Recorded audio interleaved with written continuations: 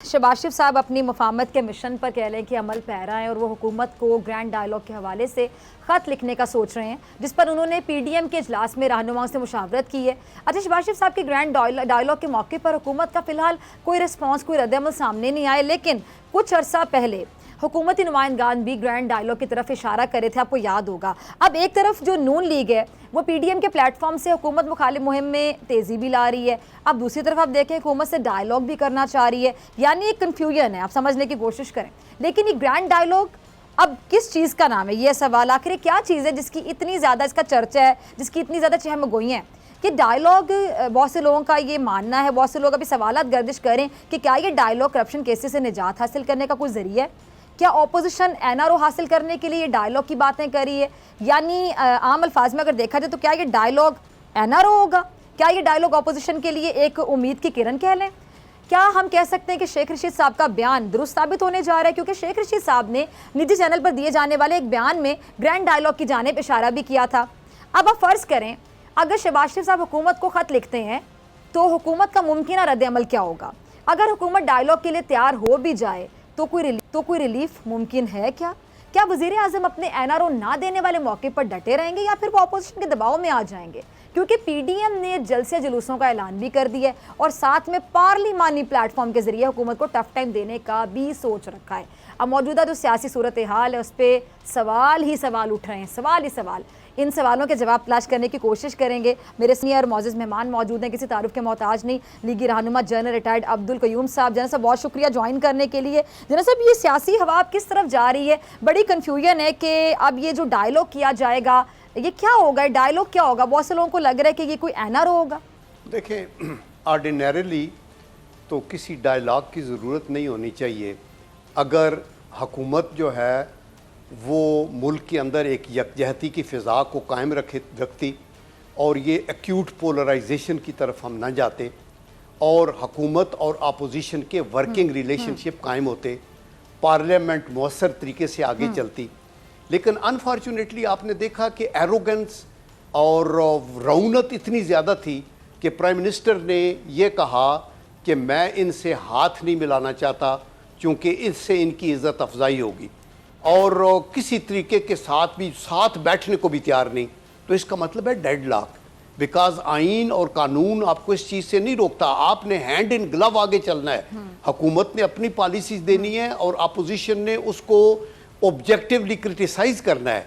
तो जब आप टॉकिंग टर्म्स पे ही नहीं है और आपकी जो सियासी डिफरेंस है उसको आपने ज़ाती मुखासमत में बदल लिया है, तो ऐसी सूरत हाल में आपको, और फिर लोग आर्मी को कंट्रोवर्शियल बनाना चाहते हैं। आप देखें कि ये हमारा एक पाकीज़ा अदारा है, उसके ऊपर लोग इधर से इल्ज़ामात इधर से इल्ज़ामात। सिमिलरली आप नैब का अपोजिशन को ये गिला है कि वो विच हंटिंग के लिए इस्तेमाल हो रही है और टोटली पोलिटिसाइज हो गया वो अदारा।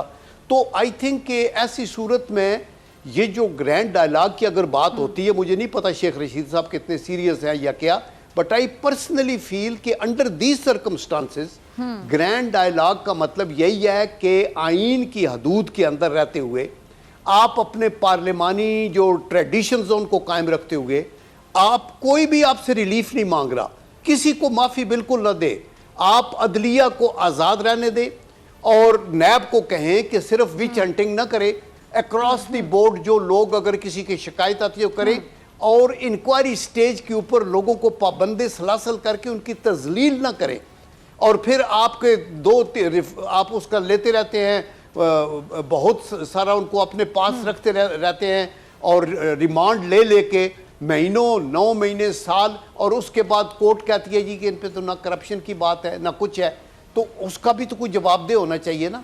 तो मेरे ख्याल में इस सूरत हाल के अंदर हमें एक रवैयों में तब्दीली करनी चाहिए। शायद ग्रैंड डायलॉग की जरूरत भी नहीं पड़ेगी कि अगर आप बैठ के बात करें। देखिए, मैं आपकी इस बात से मैं टोटली अग्री करती हूँ।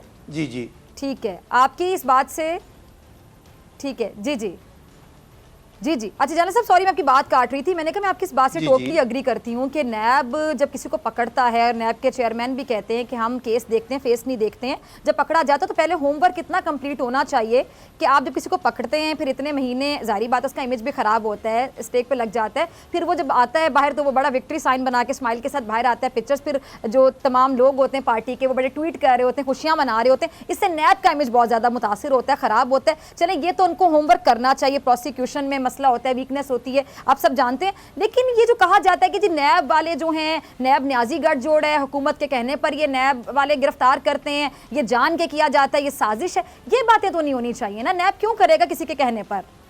या देखिए, जब मुल्क का प्राइम मिनिस्टर मुंह पे हाथ फेर के कहे मैं छोड़ूंगा नहीं, वाइल आईनी तौर के ऊपर किसी बंदे का अगर एहतसाब करना है तो वो अदालतों ने करना है, और उसके खिलाफ इंक्वायरी हुई, और वो जुडिशल सिस्टम अलग है। आप जजेस या कोर्ट्स के फैसलों पे नहीं हो सकते, आप उसको ऊपर मुतासर नहीं कर सकते। तो फिर आपको ये पता है कि वो एक दफ़ा नैब के चेयरमैन ने कहा हवाओं का रुख बदलेगा और मैं ये करूँगा, फिर भी कुछ नहीं हुआ। ये लोग जो आटे के ऊपर, चीनी के ऊपर, बड़े बड़े स्कैंडल मेडिसिन के ऊपर हुए, BRT का हुआ, आपने देखा कोई एक अरेस्ट भी हुई है? लेकिन आज आके उन्होंने लीडर ऑफ द अपोजिशन, जो कि एक प्राइम मिनिस्टर इन वेटिंग है, और उसको आपने पकड़ के अंदर कर दिया इंक्वायरी पे कि टीटियां आई हैं इनके नाम पे, जो कि बाद में कोर्ट ने कहा जी कि इनके नाम पे तो कोई टीटी भी नहीं आई, और अगर टीटी को आई भी है तो वो एक क्राइम है वाइटनिंग ऑफ मनी वाला। उसको लॉन्ड्रिंग, मनी लॉन्ड्रिंग उस सूरत में होती है जब मनी का डेस्टिनेशन आपको पता न चले, और आप ये देखें कि ये कहीं टेररिस्ट इसको इस्तेमाल करते रहे या क्या करते रहे। बहरहाल वो लीगल चीज़ें हैं। आपने एक बंदे को लिया तो जब वो बाहर निकलते हैं तो विक्ट्री का निशान बनाते हैं, तो दैट इज़ ऑब्वियस कि ये बोगस केस था। और उससे आपने बिल्कुल ठीक डॉक्टर साहबा कहा कि इससे आपके जुडिशल सिस्टम की एज ए होल एक क्रेडिबिलिटी ज़ीरो हो जाती है कि ये आपने एक इतने बड़े बंदे पे, जो कि 3 दफ़ा आपका चीफ मिनिस्टर रहा, जिसने इतना ज़्यादा काम किया, इन जब तक ये को तकरीबन 15 सालों में उन्होंने 1.5 ट्रिलियन रुपीस, तकरीबन 1500 बिलियन रुपीस के डेवलपमेंटल प्रोजेक्ट्स पंजाब में हुए, एक भी उनके ऊपर। जी जी अच्छा जना साहब, आगे चलते हैं। मेरे पीडीएम है, ये पीडीएम जिस मकसद के लिए बनाई गई थी, मकसद तो जहाँ तक मुझे याद है यही था ना कि जब से ये तहरीक इंसाफ की हुकूमत आई है, अवाम बेचारे रुल गए हैं, अवाम परेशान है, अवाम गुर्बत में पिस रहे हैं, बेरोजगारी में, महंगाई में, अवाम बेचारी। तो अवाम को छुटकारा दिलवाना था महंगाई से पीडीएम वालों ने, लेकिन अवाम का तो छुटकारा अभी तक हासिल नहीं हो सका महंगाई से। तो ये पीडीएम है, ये किन, वो पंजाबी में कहते हैं, ये किन रोलों में पड़ गई है पीडीएम वाले? इनके आपस के जो मामला हैं वो हैंडल नहीं हो रहे, वो सॉल्व नहीं हो रहे। तो फिर ये अवाम का क्या ट्रस्ट नहीं टूटा? अवाम का जो एतमाद है वो नहीं खोया जा रहा? अवाम तो ये सोचेगी ना कि पीडीएम वाले हमेशा की तरह हमारा कंधा इस्तेमाल करें। ये जो पॉलिटिशियंस हैं, ये जो अपोजिशन है, ये अपने मुफाद के लिए या अपने काम निकलवाने के लिए, एनआरओ के लिए, जो भी चीज़ है उसके लिए हमें इस्तेमाल करें। देखें, जो अपोजिशन होती है ना, खा वो सेनेट में है या पार्लियामेंट हाउस में है या वैसे एक ऑल पार्टी इत्तेहाद है in the form of PDM, उनका तो काम यही है कि गवर्नमेंट पे प्रेशर डालें कि वो अपने हालात को बेहतर करे। और ये जो अनएम्प्लॉयमेंट हुई है, ये जो लोग बहुत ज़्यादा बेरोज़गार हो गए हैं, ख़त्ते गुर्बत से नीचे मिलियंस ऑफ पीपल चले गए हैं, और जिन लोगों की ना तनख्वाहें बढ़ी हैं ना पेंशनें बढ़ी हैं, आपने डिफेंस का खर्च भी हमने फ्रीज़ किया हुआ है, तो लोगों की हालतें ज़ार, दवाइयों की कीमत कहाँ पहुँच गई है। तो वो प्रेशर ही क्रिएट कर सकते हैं ना। अपोजिशन के पास, खा वो पीडीएम हो या अपोजिशन किसी पार्लियामेंट के अंदर हो, उनके हाथ में तो कुछ नहीं होता कि वो लोगों की हालत ज़ार को बेहतर करें। वो शोर मचा सकते हैं, और मेरे ख्याल में उन्होंने डंके की चोट पे सारी चीज़ों को हाईलाइट किया और ये बताया, और गवर्नमेंट जो है वो डिफेंस के ऊपर आई, और वो अपने तौर पे आज तक वो नहीं बता सके कि ये जो आपने उनको कहा था 50 लाख जो है वो घर देंगे और 1 करोड़ मुलाजमतें देंगे, तो आपके वो किधर गए? इन्फ्लेशन आपसे कंट्रोल नहीं हुई।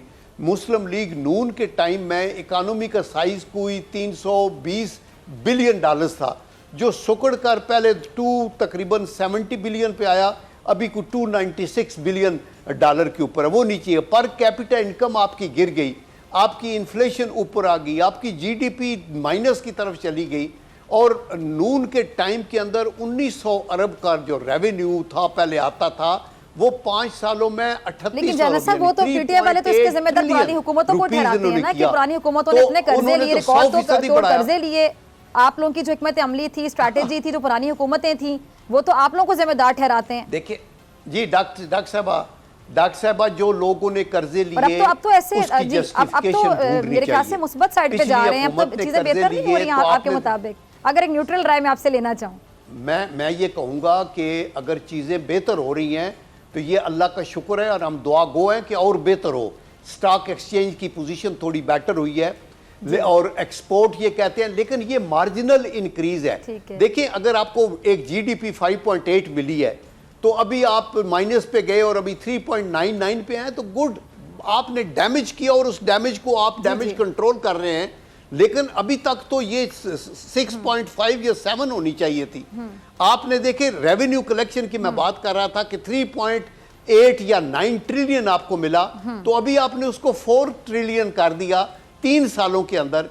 पिछली हुकूमत ने 4-5 सालों के अंदर डबल किया था, तो अभी तो ये 8 ट्रिलियन होना चाहिए था, ये 6 या 7 होना चाहिए था। तो आप वो सिर्फ लॉलीपॉप ना दिखाएं, देखिए इकोनॉमी बेटर करेगी अगर ग्रोथ बेटर होगी।